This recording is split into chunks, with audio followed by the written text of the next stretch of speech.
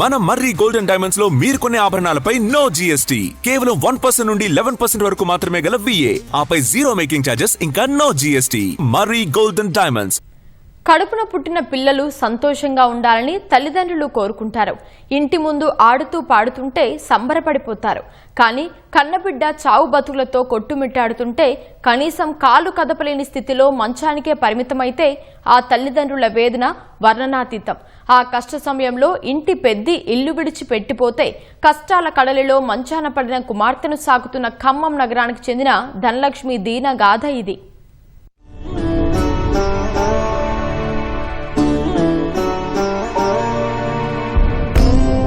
బడికెళ్లి చదువుకోవాల్సిన వయసులో ఉన్న బిడ్డను పసిపాప మాదిరిగా ఎత్తుకుని రావడానికి మించిన మరో కష్టం లేదు. ఆడిపాడాల్సిన తన కుమార్తె జీవితం రోజురోజుకు దయనీయంగా మారుతుంటే కన్నతల్లి హృదయం బాధతో తల్లడిల్లిపోతుంది. ఎవరికి చెప్పుకోవాలో తెలియక మౌనంగా ఒంటరిగా రోదిస్తోంది ఖమ్మంకు చెందిన ధనలక్ష్మి.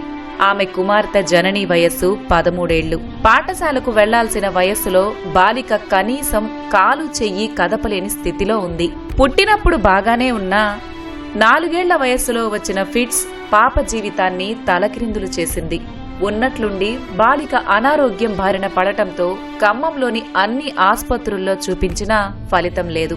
ఖర్చుకు వెనకాడకుండా హైదరాబాద్, బెంగళూరులోని పలు ఆస్పత్రుల్లో చూపించింది. పాప తలలో గడ్డ పెరుగుతోందని, శస్త్రచికిత్స చేసినా బతుకుతుందని చెప్పలేమని వైద్యులు తెలిపారు. పాప ఎలాగున్నా ప్రాణాలతో తన కళ్ల ముందుంటే చాలనుకుని ఇంటికి తీసుకొచ్చి జీవిస్తోంది ధనలక్ష్మి.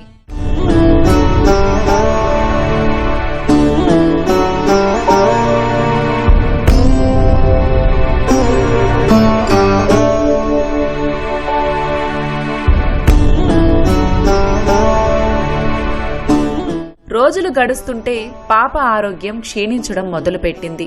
బాధ్యతగా కుటుంబాన్ని చూడాల్సిన జననీ తండ్రి ఎటో వెళ్లిపోయాడు.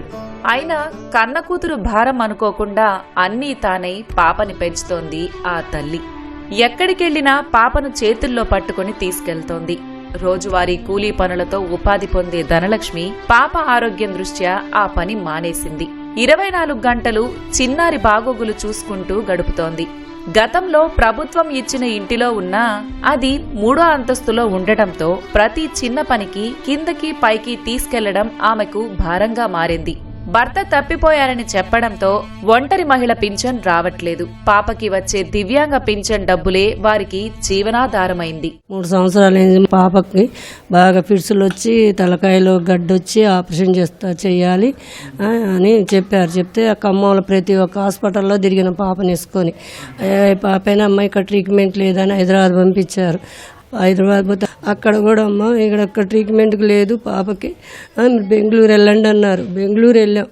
బెంగళూరు వెళ్తే అక్కడ ఒక 1-2 నెలలు అక్కడ అట్టు పెట్టుకొని మమ్మల్ని అది ఇదని పాపకి ట్రీట్మెంట్ చేశారు. లాస్ట్కి ఆపరేషన్ చేస్తానని థియేటర్లో తీసుకుపోయి అమ్మ ఆపరేషన్ చేస్తే పాప బతకదు, ఆ నరాలన్నీ ఆ గడ్డకి చుట్టుకొని ఉన్నాయి, ఒక్క నరం తెగినా కూడా స్పాట్లో చనిపోవచ్చు, మరి అట్లా చేయమంటే చేస్తాము అనేసి అన్నారు.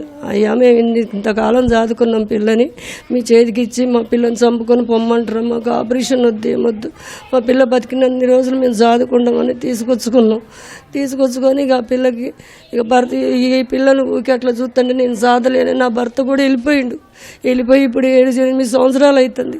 ఆ పిల్ల పింఛన్ పెట్టుకొని ఆ రేకులు ఇంట్లో అట్లే ఉంటున్నాం. మా పాపకి కలెక్టర్ దగ్గర తీసుకుపోతే ఏందంటే పరిస్థితి అని చెప్పిన, ఇట్లా నా భర్త కూడా లేడు సార్, భర్త కూడా వదిలేసిపోయిండు, ఆ పాపను పట్టుకొని ఉంటున్నా, బాబు కూడా చిన్న బాబు, ఆ బాబు మరి ఇట్లా అంటే చెప్పినాక అమ్మ నువ్వు వెళ్ళమ్మా, నేను తను పంపిస్తాను, ఒకళ్ళని పంపిస్తాను, నీకు రూమ్ ఇప్పిస్తానని చెప్పానాక తెల్లారి 2వ రోజు మాకు ఫోన్ వచ్చిందమ్మా పలానా డబుల్ బెడ్రూమ్ ఇక్కడికి రాండి అంటే మాకు డబుల్ బెడ్రూమ్ ఇచ్చారు, కానీ పైన 3 అంతస్తులు ఇచ్చారు.